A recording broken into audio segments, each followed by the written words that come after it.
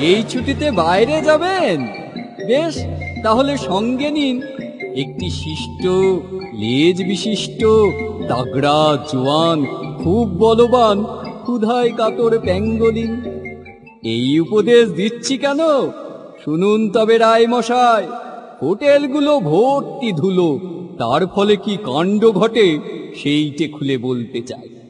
বিছনা বালিশ তোশক চাদর টেবিল চেয়ার ঘরের কোণ যেইখানে যান চক্ষু ফেরান দেখতে পাবেন সার বেঁধে লাল পিঁপড়ে ঘুরছে সারাক্ষণ। পিঁপড়েগুলোই দখল করবে ছুটির তাবৎ ভাবনাকে।